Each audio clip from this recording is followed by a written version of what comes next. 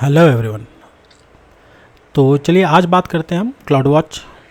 तो ये AWS का मॉनिटरिंग सर्विसेज है। इसके अंदर आप ऑलमोस्ट जितने भी AWS के रिसोर्सेज हैं उसको आप मॉनिटर कर सकते हैं। तो जैसे कि हमारे और भी कई सारे मॉनिटरिंग के टूल्स होते हैं, आपका जेबिक्स हो गया, आपका NGOS हो गया, और ऐसे बहुत सारे ऐसे आपको टूल्स मिलेंगे जो पहले हम ट्रेडिशनली किसी सर्वर पे डाल के हम उसको यूज़ करते थे। आज भी लोग बहुत यूज़ करते हैं वो सब टूल्स, बट AWS ने इस चीज़ को थोड़ा सिंप्लीफाई किया है और अपने ही तरीके का एक मॉनिटरिंग टूल उन्होंने बनाया हुआ है जिसको हम कहते हैं क्लाउड वॉच।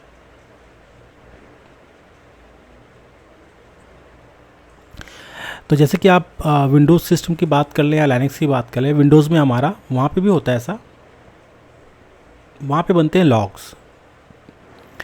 जैसे एडमिनिस्ट्रेटिव लॉग्स के अंदर जाएंगे तो जो भी सिस्टम एडमिन के रिलेटेड जो भी लॉग्स हैं वो दिखाई देते हैं। पर्टिकुलर एक सॉफ्टवेयर का अलग से लॉग दिखाई देता है। जो भी लॉग्स हैं आप इवेंट व्यूअर में जाके विंडोज़ के अंदर आप देख सकते हैं। इसी तरीके से आप जैसे एक ऑडिट लॉग्स भी उसके अंदर होता है जिसमें कौन से यूज़र ने कब लॉगिन किया, किसका पासवर्ड रॉन्ग था, वो सब भी आप चेक कर सकते थे। वो होता है क्लाउड ट्रेल के अंदर। हम उसको भी एक बार देख लेंगे क्लाउड ट्रेल को। फिलहाल क्लाउड वॉच पे आते हैं। क्लाउड वॉच चलता कैसे है? ट्रेडिशनल जो हमारे मॉनिटरिंग सिस्टम होते हैं उसमें हम क्या करते हैं, एजेंट डाल देते हैं। ठीक है, एजेंट क्या करता है, सिस्टम का स्टेट वगैरह सब चेक करते रहता है। कुछ भी ऊपर नीचे हुआ तो वो मेन सर्वर को बता देता है कि ये सर्वर जो है इसमें ये एरर आ गया है, ये पोर्ट ख़राब हो गया, या CPU का जो यूसेज है बहुत ज़्यादा हो गया है, या मेमोरी में कुछ इशू है, ऐसा कुछ। बट ये जो क्लाउड वॉच है ना, जैसे कि धीरे धीरे टाइम आते आते ना हुआ क्या कि जो एजेंट वाला जो लॉग सिस्टम था, या सॉरी जो मॉनिटरिंग सिस्टम था, वो ऑलमोस्ट थोड़ा चेंज हो गया। लोग शिफ्ट कर गए उसको लॉग बेस्ड मॉनिटरिंग पे। अब ये होता क्या है, जैसे कि डेटाडॉग है, बहुत पॉपुलर टूल है ये। अगर आप और टूल्स की बात करें तो स्प्लंक कैसे आता है, स्प्लंक भी एक ऐसे टूल है जो आपके जितने लॉग्स को सबको एनालाइज करता है, बहुत अच्छे रिपोर्ट आपको देता है। ऐसी सेम टूल जो अगर ओपन सोर्स की बात करें तो एल्क आता है, इलास्टिक सर्च, लॉगस्टैश और किबाना। उसका जो डैशबोर्ड होता है उसको किबाना कहते हैं। तो तीन कंपोनेंट को मिलाकर उन्होंने एल्क बनाया। बिल्कुल स्प्लंक की तरह ही होता है। स्प्लंक में क्या है ना, वो पेड सॉफ्टवेयर है और काफ़ी सारे उसको मतलब पैसे उसमें देने पड़ते हैं आपके पूरे लॉग को एनालाइज करने के। क्लाउड बेस्ड भी आता है, आप ऑन प्रेमिसेस भी इसको कर सकते हैं। एल्क जो है बिल्कुल फ्री है, ओपन सोर्स है, इलास्टिक सर्च है उसके अंदर, लॉगस्टैश फ्री है और किबाना भी फ्री है। वो डैशबोर्ड के काम आता है, फ्रंट एंड के काम आता है एक्चुअल में। तो ये सब जो चीज़ें क्या करते हैं लोग, आपके सिस्टम में आप जहाँ पे भी उसको एजेंट डाल देते हो ना, उसके जितने लॉग्स हैं उसको वो सर्वर पे भेज देते हैं। सर्वर क्या करता है, उसको अपने तरीके से उसको एनालाइज करता है, उसके बेस पे आपको कुछ रिपोर्ट्स वगैरह बना के देता है। वैसे अगर आपको इन सब चीज़ों का नॉलेज है तो आप क्लाउड वॉच को आराम से समझ सकते हो। यहाँ पे भी ये सेम ऐसे ही होता है। जितने भी आपके रिसोर्सेज वगैरह होते हैं ना, वहाँ के जो लॉग्स हैं उसको सेंट्रलाइज ये क्या करता है, कहीं पे किसी जगह पे रखता होगा। मान के चलो S3 बकेट में रखता होगा, हमारे अकाउंट में रखता होगा, अपने किसी अकाउंट में रखता होगा AWS के पास। और वो वहाँ से क्या करता है ना, वो लॉग को एनालाइज करता है और उसके बेस पे मॉनिटरिंग बनाता है। तो ये इस तरीके से काम करता है। ठीक है, इसको थोड़ा और समझते हैं। जैसे जो ट्रेडिशनल मॉनिटरिंग जो हमारा टूल होता है उसमें एजेंट होता है, वो वहाँ पे सिस्टम की एक्टिविटीज़ को देखते रहता है और आपको रिपोर्ट करता है आपके सर्वर्स को, मतलब मेन जो सर्वर है उसको। इसमें ऐसा नहीं होता। इसमें जो भी लॉग्स चल रहे हैं, जैसे मान के चलो आप जैसे विंडोज़ सिस्टम पे भी जाओगे, इवेंट व्यूअर देखोगे तो आपको अच्छे से वहाँ पता चलता होगा कि कब सिस्टम आपका शट डाउन हुआ, कब आपका कर्नल जो है वो क्रैश हो गया, कब आपका जो ड्राइवर है, किसी भी सिस्टम का कोई भी मान ड्राइवर है उसमें प्रॉब्लम आ रही होगी। अगर आप कभी भी इवेंट व्यूअर देखोगे ना विंडोज़ के अंदर, आप कुछ ना कुछ लॉग मिलेंगे। आपको सामने से बिल्कुल पता ही नहीं चलेगा कि मेरा सिस्टम तो हेल्दी चल रहा है, लेकिन उसके अंदर भी कई सारे एरर लॉग आते हैं। तो ये जो ट्रेडिशनल वे था मॉनिटरिंग का, और उसको लॉग में शिफ्ट करने का एक सबसे बड़ा कारण यही था। कई सारी चीज़ इसमें से रह जाते थे। मतलब जो ग्रैनुलर तरीके से जो मॉनिटरिंग करता है ना, वो लॉग के बेस पे ज़्यादा अच्छे से हो पाता है। ठीक है, मान के चलें कि आपका SSH का पोर्ट है। ठीक है, तो अगर मैं विंडोज़ की बात करूँ, मैं अगर विंडोज़ में OpenSSH इंस्टॉल कर दिया तो उसके लॉग्स कहीं ना कहीं तो बन रहे होंगे। अब वो पोर्ट को देख रहा है, वो चल रहा है, तो जैसे सर्विस डाउन हो गया लॉग में भी लिखा गया कि ये सर्विस मेरा डाउन हो गया। तो वो अगर आप मॉनिटरिंग में जगह यूज़ करते हैं उसको, तो आपको पता चल जाएगा भाई कि ये मेरा डाउन हो गया। तो मॉनिटरिंग करने का तरीका ऐसा भी तो हो सकता है ना कि लॉग के बेस पे। तो क्लाउड वॉच जो है हमारा बिल्कुल ऐसे ही काम करता है। यहाँ पे हम देख सकते हैं ये डैशबोर्ड है। अभी फ़िलहाल यहाँ पे तो कोई डैशबोर्ड मैंने बनाया नहीं। डैशबोर्ड मतलब जैसे मॉनिटरिंग का हमारा डैशबोर्ड होता है ना, हम कुछ सर्वर्स वगैरह होते हैं, कुछ और सर्विसेज वगैरह होते हैं, सबको अलग अलग इसमें बना के एक डैशबोर्ड बनाते हैं जहाँ पे एक सेंट्रलाइज हम समझ सके कि हमारे पूरा इंटायर इंफ्रास्ट्रक्चर में हो क्या रहा है। नेटवर्किंग का डैशबोर्ड है, तो इसमें भी आप अलग अलग डैशबोर्ड बना सकते हैं और उसको आप इंटीग्रेट कर सकते हैं। ठीक है, यहाँ पे ऑटोमेटिक डैशबोर्ड है। यहाँ पे कुछ डैशबोर्ड ना अपने आपके रिसोर्स के हिसाब से अपना भी ये बना सकता है। ठीक है, अगला देखते हैं। जैसे कि मैंने बताया लॉग्स ही इसके अंदर आते हैं। कोई मॉनिटरिंग का कोई स्पेसिफिक पिछले वाला जो सिस्टम होता था ना हमारा ट्रेडिशनल, वैसा कुछ नहीं होता है इसके अंदर। लॉग ग्रुप्स के अंदर जैसे मैं यहाँ पे देख पा रहा हूँ, मेरे पास अभी कुछ ही रिसोर्सेज है, ज़्यादा तो है नहीं। अभी मैंने पोस्टग्रेस का क्लस्टर बनाया था, तो उसके भी तो कहीं ना कहीं लॉग्स जा रहे होंगे ना। तो ये उसका लॉग है। यहाँ पे मैं अगर खोलूँ इसको तो ये देखिए, ये कुछ लिखा आ रहा है ARN AWS logs US east 1 पे है। ये मेरा अकाउंट है। फिर लॉग ग्रुप के अंदर ये कुछ फोल्डर है, फोल्डर के अंदर ये postgres SQL:* लिखा। तो ये कुछ लॉग्स के फाइल हो गया। ये देखिए ये लॉग स्ट्रीम है। अब लॉग स्ट्रीम क्या है, यहाँ पे मैं देख पा रहा हूँ लॉग स्ट्रीम भी होता है। यहाँ पे स्ट्रीम्स है ना यहाँ पे, तो यहाँ पे लॉग स्ट्रीम्स भी होता है। मतलब वहाँ से जो किस सब्जेक्ट का वो लॉग्स है, जैसे मान के चलो जैसे मैंने बताया OpenSSH, अगर विंडोज़ के सिस्टम में आपने OpenSSH डाला हुआ है, उसकी लॉग भी बन रहे हैं उसके, तो उसका जो लॉग स्ट्रीम होगा यहाँ पे OpenSSH कुछ लिखा हुआ आएगा। जैसे यहाँ पे लिखा है कि PGDB, देखो एक दो हमने इंस्टेंस बनाया तो दोनों इंस्टेंस के यहाँ पे आ गए हैं। ठीक है, तो ये उसके लॉग स्ट्रीम्स होते हैं। मतलब जितने भी जो भी सॉफ्टवेयर जो लॉगिंग का काम वहाँ पे लॉगिंग चल रहा है ना, वो उसके स्ट्रीम्स बनते जाते हैं, वो आते हैं आपके लॉग ग्रुप में। एक लॉग ग्रुप बना दिया PostgreSQL का।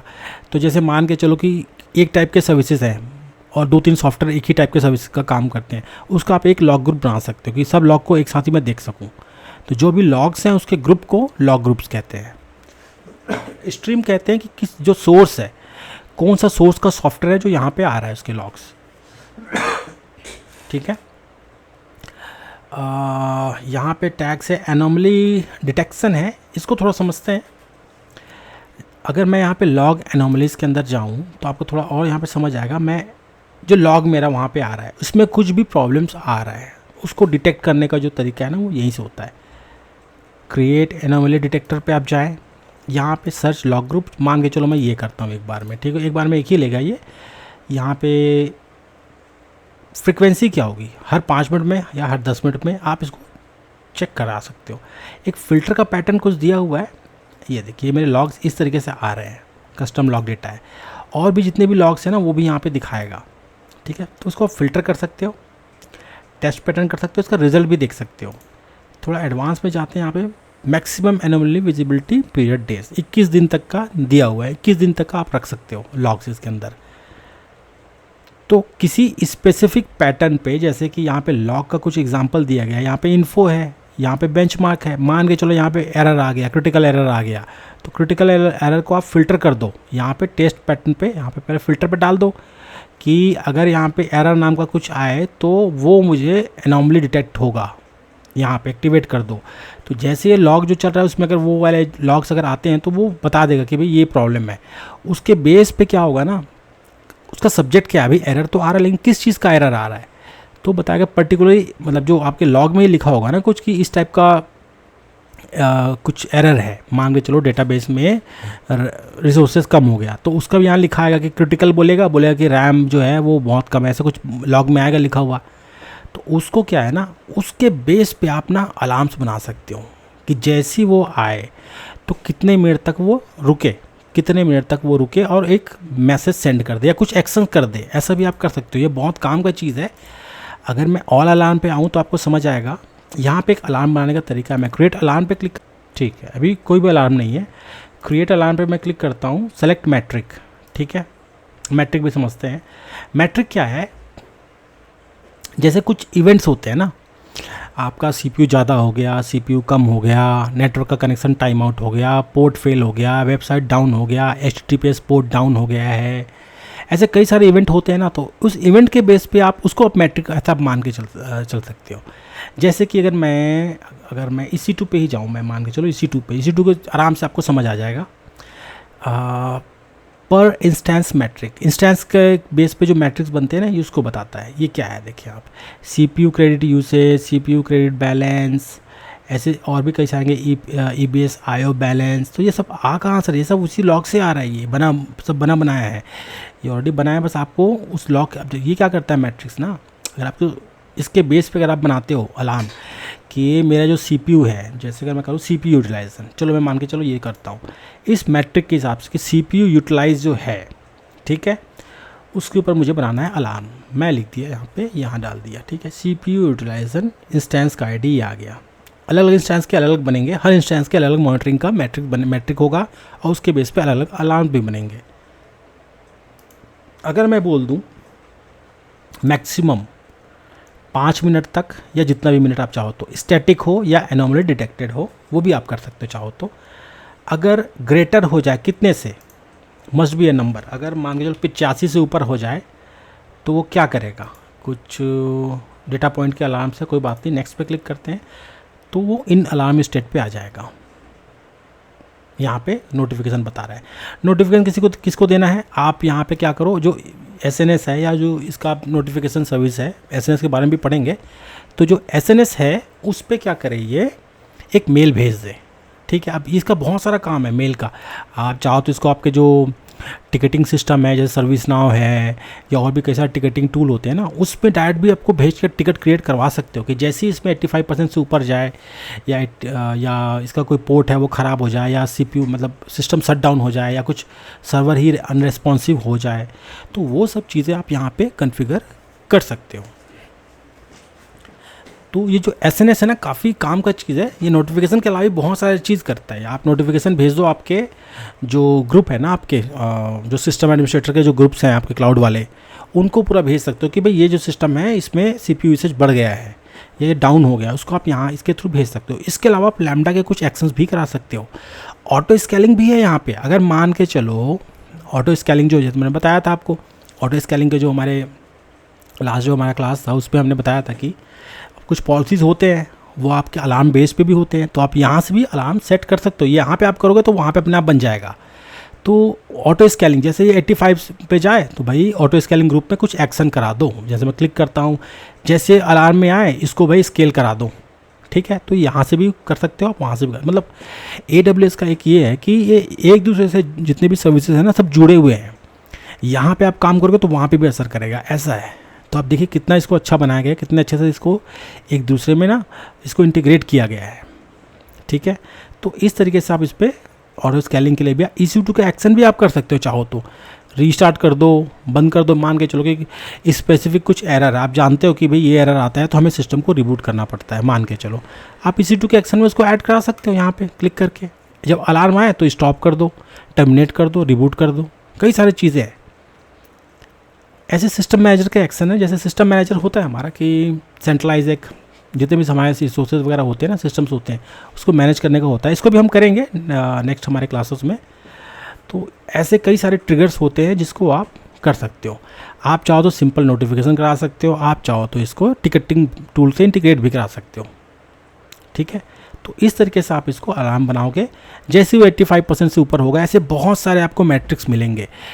सिस्टम शट डाउन हो गया, पोर्ट नहीं चल रहा, या इवन नेटवर्किंग के कई सारे होते हैं ना, आपके लोड बैलेंसर में बहुत ज़्यादा ट्रैफिक आ गया है तो आप नोटिफिकेशन भेज दो या टिकट वो कर दो। आपका जो लोड बैलेंसर है पोर्ट 80 है, आपका जो टारगेट ग्रुप का वो रेस्पॉन्स नहीं कर रहा, उस पर अलार्म बना दो। तो कई सारे चीज़ आप कर सकते हो, तो तुरंत नोटिफिकेशन पहुंच जाएगा।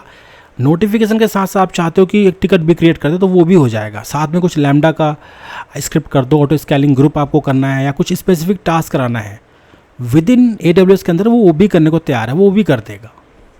तो इस तरीके से ये काफ़ी मतलब फ्लेक्सिबल हो जाता है ये टूल। तो अलार्म इस तरीके से बहुत इंपॉर्टेंट हो जाता है। बिलिंग के अलार्म से जैसे मान के चलो कि आपका फ्री टियर है, आप चाहते हो कि आपका बजट है, बजट से ऊपर जाए तो आपको कुछ अलार्म मिल जाए, तो ये भी यहाँ पे पॉसिबल है। लॉग्स जैसे मैं लॉग के ग्रुप्स बताए थे मैंने, यहाँ पे लॉग एनोमली बताया था। एक लाइव टेल भी आता है, मैं आपको दिखाता हूँ लाइव टेल क्या है। कमांड सी मतलब है टेल। टेल में हम लॉग जो होते हैं ना उसको हम देखते हैं। लाइव टेल का मतलब ये होगी आप कोई भी लॉग आपको देखना है, मान के चलो मुझे ये देखना है, इसके स्ट्रीम ये है, यहाँ से आ रहा है ये, अप्लाई फ़िल्टर करूँगा, इसके अंदर जो भी लॉग्स है ना यहाँ पे से चलते हुए नज़र आ जाएंगे, यहाँ पे आपको दिखेंगे। यहाँ पे देखिए टाइमिंग स्टार्ट हो गया, और जो लॉग उसके अंदर बन रहे हैं ना, आप फ़िल्टर भी कर सकते हो चाहो तो फ़िल्टर के हिसाब से भी, कि एक स्पेसिफिक लॉग जो होता है ना, जैसे कोई एरर, जैसे हम क्या करते हैं अपने सिस्टम्स में हम जाते हैं, वहाँ पे स्पेसिफिक एरर देखते हैं कि कौन सा एरर आ रहा है। मान चलो वेब सर्वर में कुछ एरर आ रहा है, तो पर्टिकुलर उस लॉग को आप यहाँ पे फ़िल्टर भी कर सकते हो। ये देखिए लॉग भी यहाँ पे इस तरीके से दिखाने लग जाएगा, ये देखिए। और ये जो इंटरफेस है ना आपका, ये जो है ना, देखिए आप बिल्कुल ये आपको इस तरीके से ये दिखाई देगा जेसॉन में, क्योंकि ये पूरा सिस्टम जेसॉन में ही चलते हैं ये सब। लॉग को क्या किया ना, आपका लॉग होगा एक कुछ किसी अलग फॉर्मेट में, लेकिन क्लाउड वॉच ने उसको क्या किया कि उसको अपने फॉर्मेट में चेंज कर लिया, आपको जेसॉन में दिखा रहा है। ये अगर आप एल्क जानते हो, स्प्लंक जानते हो, तो आप इसको आराम से समझ सकते हो। ये वैसी ही है बिल्कुल, ठीक है। इंस्टेंस का रिसोर्स बता दिया, वर्जन बता दिया, सीपीयू कितने थे वो बता दिया। इसमें कई सारे आपके चीज़ें हो सकते हैं, और इसमें कोई वैल्यूज़ आपका कम हो, जैसे मान लो सीपीयू का कोई वैल्यू हो, आईओपीएस का वैल्यू कुछ हो, राइट केबीपीएस है, और भी बहुत सारी चीज़ है, फिल्टर्स वगैरह हैं। तो अगर उसमें कुछ कमी है, कुछ प्रॉब्लम आ रहा है, तो आप उसके बेस पे आप लॉग बना सकते हो, या इसको फ़िल्टर, फिलहाल तो लाइव टेल में आप फ़िल्टर कर सकते हो, मतलब लॉग को आप देख सकते हो और स्पेसिफिक लॉग को फ़िल्टर कर सकते हो। तो ये मॉनिटरिंग का एक एक्स्ट्रा या एक्सटेंसिव वर्जन आप ऐसे मान के चलो। अगला देखते हैं लॉग्स इनसाइट। ये हम देख सकते हैं, इसको एक बार लोड होने देते हैं। ये देखिए, ये जो इंटरफेस आपको दिख रहा है ना, ये आपको एल्क में भी दिखेगा, और आपको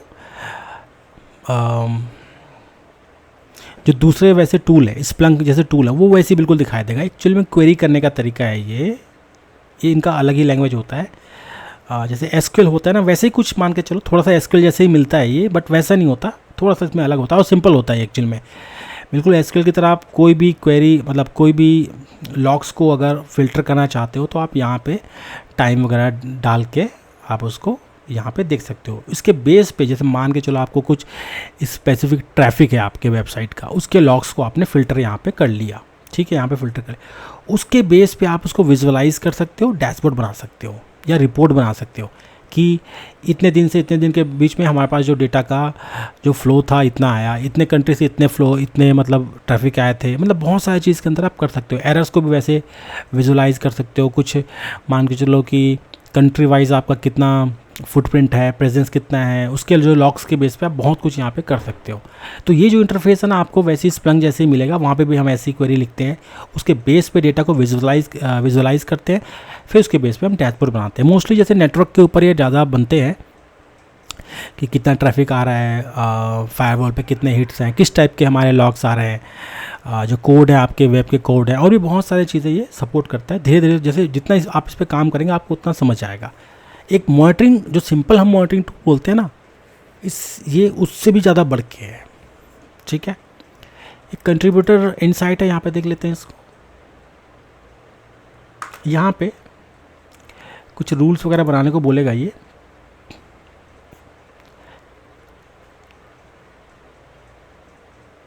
यहाँ पे कुछ आपके लॉग ग्रुप्स को ब्राउज करना है। कस्टम रूल कुछ कह रहा है, जेसॉन फॉर्मेट में कह रहा है, कंट्रीब्यूशन बोल रहा है, ऐड न्यू की, और काउंट सम, ठीक है, ऐसे कुछ है यहाँ पे। ये क्या करता है ना, क्लाउड वॉच के जो एक्चुअली हम रूल्स में आ गए हैं, ये कंट्रीब्यूटर इनसाइट जो होता है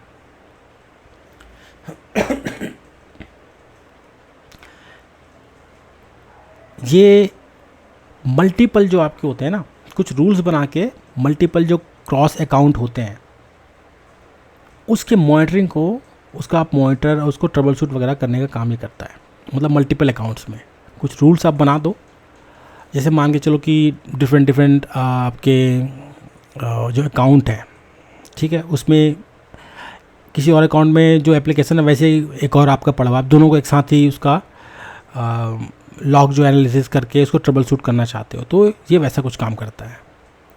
ऑल मैट्रिक्स, मैंने मैट्रिक्स बता ही दिया था मैट्रिक्स क्या है। एक्सप्लोरर देख लेते हैं एक बार। ये देखिए एक्सप्लोरर क्या है।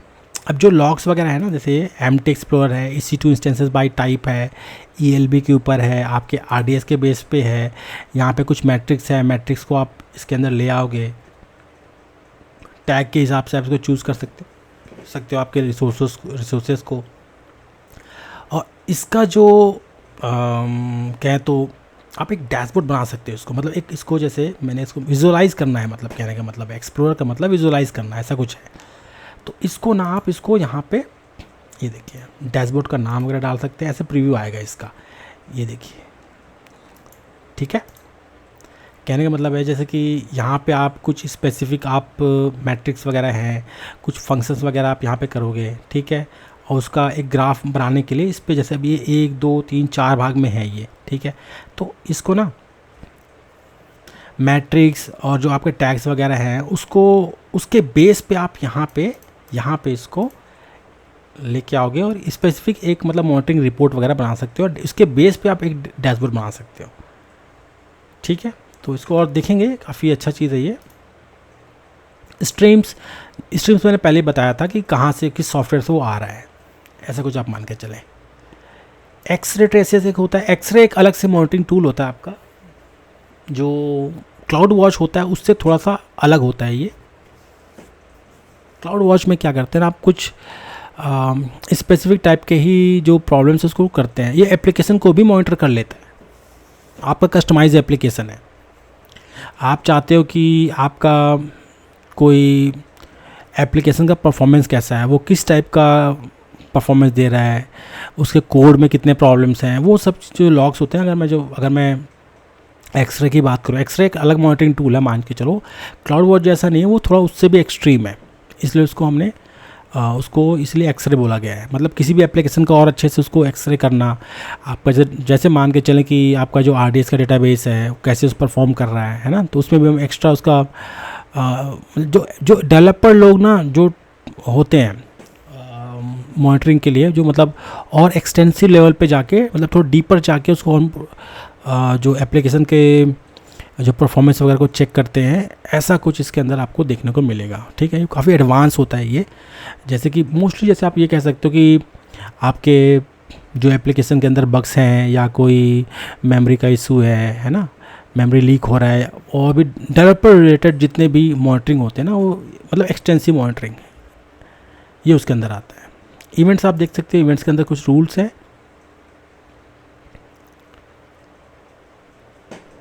ये अब ये इवेंट्स ये है क्या चीज़ है, थोड़ा सा इसको समझने की कोशिश करेंगे। मान के चलो आपके उस क्लाउड वॉच के जो लॉग्स के बेस पे आपने कुछ रूल्स बनाए हैं, ठीक है। कुछ इवेंट हो जाता है उसके थ्रू, उसको हम इवेंट कहेंगे। मान के चलो कुछ शट डाउन हो गया तो इवेंट बन गया, उस इवेंट के बेस पे आपने कुछ रूल बना दिया, ठीक है। आपने बोला कि इसमें आप एक लैम्डा का स्क्रिप्ट चला दो। लैम्डा का स्क्रिप्ट क्या करता है, वो ये करता है कि भाई जो पीछे वाला इसमें है कुछ प्रॉब्लम आ गया, आप ऐसे करो, ये सब काम कुछ करके इसको फिर से इसको ये बना दो नया, या इसको ठीक कर दो, या ये सर्विस को रीस्टार्ट कर दो। मतलब बहुत सारे चीज़ आप ऑटोमेट कर सकते हो ऐसे करके, ठीक है। वहाँ पे आपका लॉग आया, लॉग से आपका क्या हुआ, रूल को फॉलो किया और इवेंट ब्रिज में आया। देखिए आप यहाँ पे देख सकते हैं इवेंट ब्रिज, तो ये अलग टॉपिक है, उससे रिलेटेड है, आप ये मान के चलें क्लाउड वॉच से रिलेटेड है।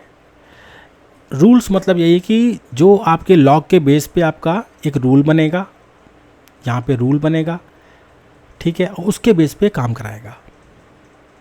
ऐसा मतलब सिंपली आप ये मान के चलो। इसका और बहुत एक्सटेंसिव इसके यूसेज है, उसको हम आराम से पढ़ लेंगे, काफ़ी सारी चीज़ें उसके अंदर, उसको प्रैक्टिकल करने से काफ़ी अच्छे समझ आएगा। वो सब जो चीज़ें हैं ना वो एक्चुअली में प्रैक्टिकल के लायक है वो, ठीक है।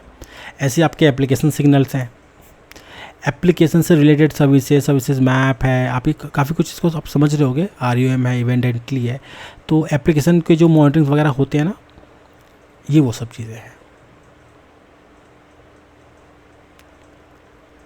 नेटवर्क की मॉनिटरिंग आप इंटरनेट की मॉनिटरिंग कर सकते हैं, नेटवर्क की मॉनिटरिंग यहाँ पे कर सकते हैं आप। जैसे इंटरनेट की मॉनिटरिंग अगर मैं यहाँ पे क्लिक करूँ तो आपको एक अच्छा सा यहाँ पे डैशबोर्ड दिखाई देगा कहाँ से, ये देखिए इंटरनेट का वेदर मैप है, ऐसे कहाँ से कितने, मतलब कहने का मतलब परफॉर्मेंस वगैरह है, कितने ट्रैफिक आ रहे हैं, ये सब चीज़ें आप यहाँ पे कर सकते हो। एक सैम्पल है ये, ऐसा आप बना सकते हो।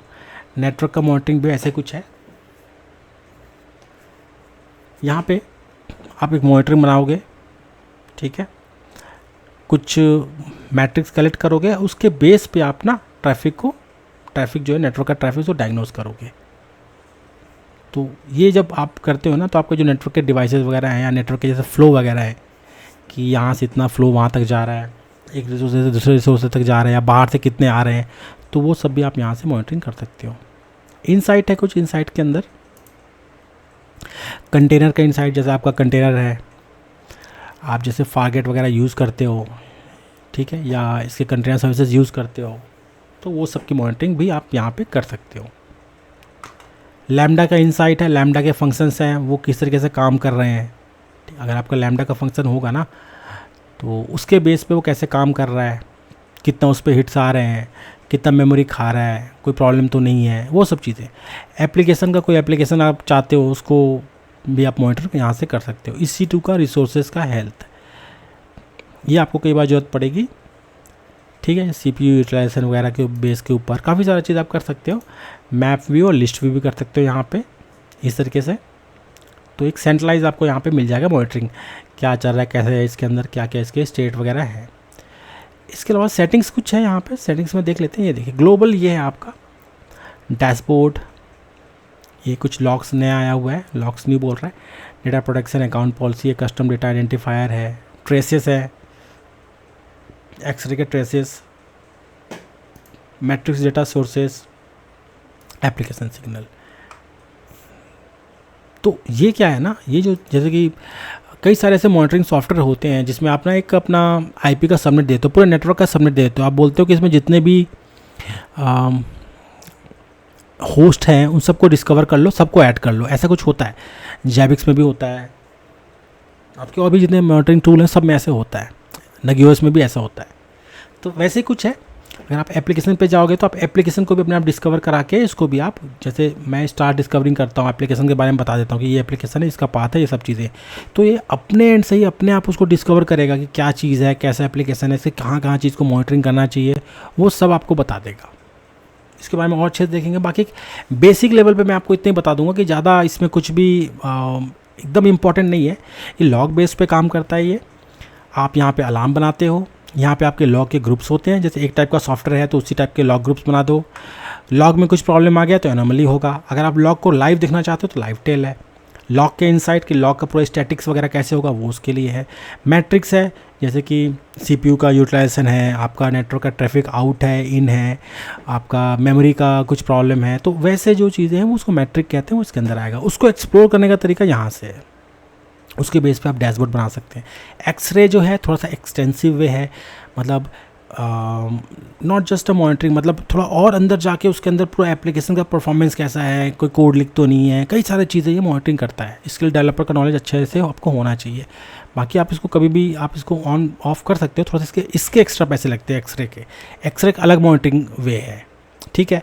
इवेंट्स के अंदर आपके कुछ रूल्स वगैरह होते हैं, रूल्स के बेस पे आपको कुछ एक्स्ट्रा वो आपको काम करके देगा, ठीक है।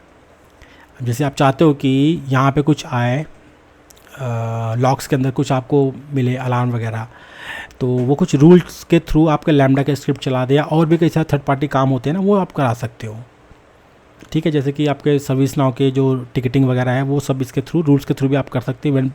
इवेंट ब्रिज के थ्रू कर सकते हो इसको। तो इवेंट ब्रिज भी देखेंगे हम अपने नेक्स्ट क्लासेस में, जब हम इंटरमीडिएट स्टार्ट करेंगे तो। बाकी यही तरीका है इसे काम करने का। आप कभी भी अलार्म वगैरह बनाए, मैं आपको अलार्म बताया था कि कैसे अलार्म बनाना है आपको। जैसे कभी भी कोई रिसोर्सेज में जैसे आपका EC2 है, यहाँ पे 2-3 तरीके के मॉनिटरिंग आप इसको कर सकते हो। जैसे कि मैं इंस्टेंस पे जाता हूँ,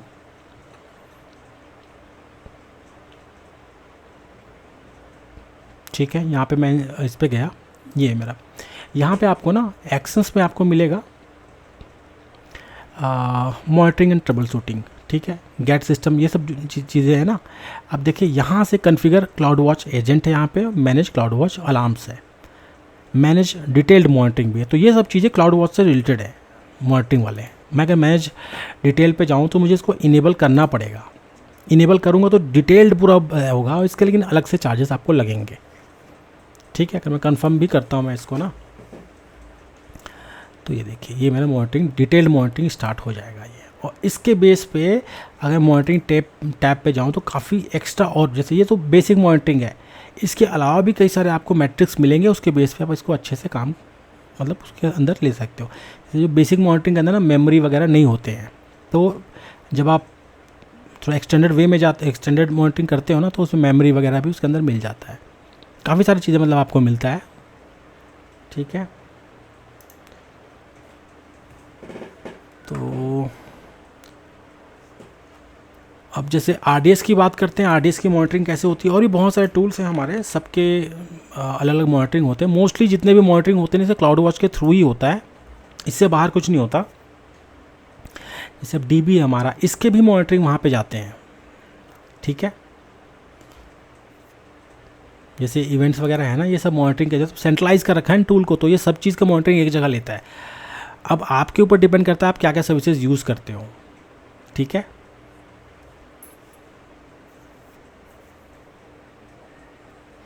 यहाँ पे जैसे परफॉर्मेंस इनसाइट्स पे अगर मैं जाता हूँ, ये देखिए यहाँ पे आपको क्या करना पड़ा, आपका डेटा, ये मेरा डेटाबेस है मान के चलो, performance insight and cloud watch metrics view new. ठीक है, इसके थ्रू करते हैं। ये देखिए top SQL load by waits, top host कौन से हैं इसको यूज़ करने के लिए, इस डेटाबेस को, ये जो मेरा डेटाबेस का इंस्टेंस है ना, इसको कौन कौन से होस्ट कर रहे हैं, टॉप यूज़र कौन कौन है इसके, टॉप एप्लीकेशन कौन कौन से हैं, टॉप डेटाबेसेस, काफ़ी सारी चीज़ें आपको यहाँ पे मिल जाएगा। इसके मैट्रिक्स आपको यहाँ पे मिल जाएगा। देखिए और आप PostgreSQL database health summary, custom dashboard है। ठीक है, तो कस्टम डैशबोर्ड भी आप अलग अलग विजेट लगा के बना सकते हो। ये देखिए CPU का यूटिलाइजेशन है, फ्री मेमोरी कितना है अभी, IO का लेटेंसी, वैक्यूम, जो हमारे पोस्टग्रेस में वैक्यूमिंग होता है। ठीक है, ये भी है। नेटवर्क का थ्रूपुट कितना है, क्वेरीज पर सेकंड कितने आ रहे हैं, सेशंस कितने हैं, ट्यूपल्स कितने हैं, ट्रांजैक्शंस वगैरह हैं, डेडलॉक, ये देखिए डेडलॉक भी आप यहाँ से आप देख सकते हो। IO का कैसे versus disk read, transaction in progress, तो काफ़ी सारे चीज़ आपको इसके अंदर मिल जाते हैं। तो ये सब कहाँ से आ रहा है, क्लाउड वॉच से ही आ रहा है सब। हाँ, बस देखने का तरीका थोड़ा सा अलग है। तो इस तरीके से हम क्लाउड वॉच पे हम काम करते हैं। तो मोस्टली बहुत सारे जो हमारे जो टूल्स हैं ना इसके अंदर क्लाउड वॉच के अंदर होते हैं।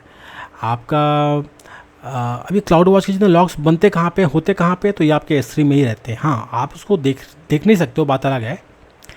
तो देखो AWS के पास S3 है जहाँ पे वो किसी भी तरह का जो भी फाइल था वो सबको वहाँ पे स्टोर कर सकता है, यही है ना।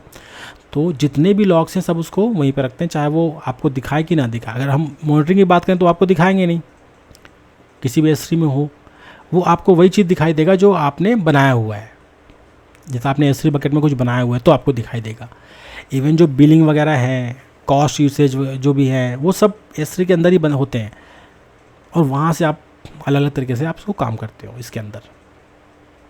इसके और भी एक्सटेंडेड व्यू है, जानने का तरीका है। आप मॉनिटरिंग वगैरह में बजटिंग वगैरह जो भी करते हो, आप किसी लॉग के बेस पे आप इवन जो यहाँ पे आप जो रिसोर्सेज जितने भी काम हो रहे हैं उसके बेस पे भी आप लॉग वगैरह आप देख सकते हो, समझ सकते हो। उसके बेस पे आप अलग अलग रिपोर्ट्स बना सकते हो। थर्ड पार्टी ऐसे कई सारे टूल, आप जैसे मान के चलो कि मैं क्लाउड वॉच की बात करूँ, ये क्लाउड वॉच है, तो इसके जो लॉग्स हैं ना क्लाउड वॉच के, उसको आप चाहो तो S3 में एक्सपोर्ट कर सकते हो, और उसके बेस पे किसी थर्ड पार्टी टूल से उसको भी एनालाइज करवा सकते हो। जैसे बिलिंग के हैं, जैसे बिलिंग के लॉग्स हैं, उसको हम कॉस्ट एंड यूसेज रिपोर्ट, कर रिपोर्ट कहते हैं, मान के चलो कर बोलते हैं। ये होता है आपके, अगर बिलिंग पे आप जाओगे ना तो वहाँ पे कॉस्ट यूसेज करके एक होता है, उसको आपको इनेबल कर दो तो जो बिलिंग के जो डेटा है ना वो भी आपके S3 में चला जाएगा। उसके बेस पे आप थर्ड पार्टी कई सारे टूल्स आते हैं, बहुत सारे ऐसे टूल्स होते हैं जो उसको यूज़ करते हैं, और उसके थ्रू आपको पूरा का पूरा एक ओवरव्यू बता सकते हैं, कौन सा अकाउंट में कितना आपको पैसे देने पड़ रहे हैं, कौन कौन से यूसेज जो है कम है, किसके ज़्यादा यूसेज है, कहाँ पे आप पैसे बचा सकते हो। तो ये सब जो थर्ड पार्टी टूल है ना, ऐसे ही काम करते हैं। तो आप ये समझिए क्लाउड वॉच का कितना कमाल है, इसमें कितना काम है इसके अंदर, ठीक है। एक और चीज़ है क्लाउड वॉच से मिलता जुलता, इसको हम और एक्सटेंस आगे पढ़ेंगे, ऐसा कुछ नहीं है, काफ़ी सारी चीज़ें हैं। जैसे हम प्रैक्टिकल्स वगैरह करेंगे ना, तो ये सब में भी बीच बीच में काम करते रहना पड़ेगा। अभी तो हम सिर्फ एक ओवरव्यू ले रहे हैं इसका। क्लाउड ट्रेल पे जाता हूँ, थोड़ा इसको भी समझ लेते हैं। क्लाउड वॉच क्लाउड ट्रेल एक जैसे ही है, बट ये मॉनिटरिंग का काम नहीं आता, ये बस आपके ऑडिटिंग का काम आता है ज़्यादा। आपके अकाउंट में आपके बहुत सारे अकाउंट्स हैं, ठीक है, उसके अंदर क्या क्या हो रहा है, कब कौन लॉगिन कर रहा है, किसने क्या चेंजेस किए हैं, किसने कुछ गलती कर दिया, किसी ने पीछे से कुछ डिलीट कर दिया, किसी को बता नहीं रहा है, तो वो सब चीज़ आप यहाँ से चेक कर सकते हो। ये ट्रेल्स है आपके, कुछ इंटीग्रेशन वगैरह भी हैं इसके अंदर, लेक के अंदर।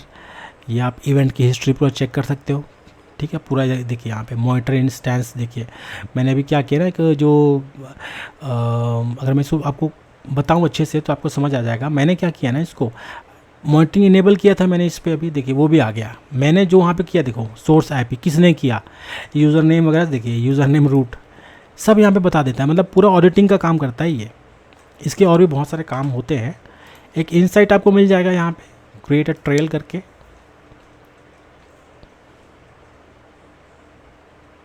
ये देखिए, create new S3 bucket, use existing, ऐसे क्लाउड ट्रेल का जो लॉग है ना, ट्रेल का नेम लिख दो, और उसके बेस पे आप कई सारे क्लाउड वॉच लॉग्स के ऑप्शनल यहाँ पे हैं, लॉग फाइल है, ठीक है। यहाँ पर क्लाउड ट्रेल के एट्रीब्यूट्स डाल दो बोल रहा है, फिर चूज़ लॉग इवेंट्स बोल दो, फिर रिव्यू एंड क्रिएट बोल रहा है ये, ठीक है। तो अब ट्रेल भी आप कर सकते हो इसको, स्पेसिफिक टाइप के आपको जो भी क्लाउड ट्रेल के अंदर कुछ ऑडिटिंग आप चाहते हो, कि जैसे मान के चलो कि कोई आपका एप्लीकेशन है या कुछ स्पेसिफिक आपके रिसोर्सेज है जिस पे कोई भी लॉगिंग कर रहा है, उसकी आपको रिपोर्ट डेली चाहिए, मान के चलो, ठीक है, ऐसा कुछ है। या कोई भी कुछ भी रिसोर्सेज को आप ट्रैक करना चाहते हो कि वो रिसोर्सेज बार बार कौन यूज़ कर रहा है, या जितने भी यूज़ हो सब रिकॉर्डेड हो, तो वो आप इस तरीके से आप कर सकते हो। ये कुछ क्वेरीज़ वगैरह हैं, create event data stores, run SQL queries, add integration, तो ये आपके डेटा लेके काम आता है। ये ज़्यादा इसमें कुछ कोई खास उतना नहीं है, बस आपका यही है कि लॉग जो भी ट्रेल वगैरह है ना, वो आपको मतलब ऑडिटिंग का पूरा काम यहाँ से आप देख सकते हो, फ़िल्टर कर सकते हो, उसके बेस पे अच्छे से इसको रिपोर्ट वगैरह बना सकते हो, इवेंट को डाउनलोड कर सकते हो, ठीक है। तो ये हो गया आपका क्लाउड ट्रेल।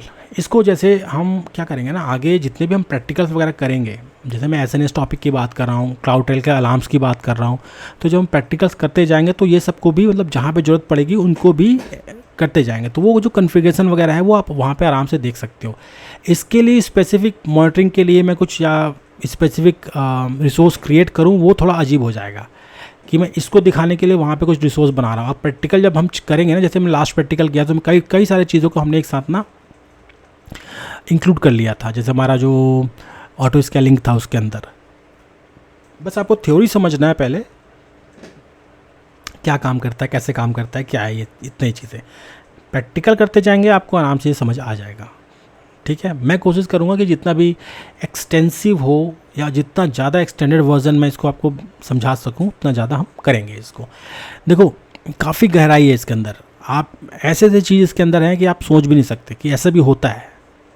मतलब आपका जो सॉल्यूशन है ना, आपको हर चीज़ का, हर तरीके का सॉल्यूशन आपको इसके अंदर मिलेगा AWS के अंदर।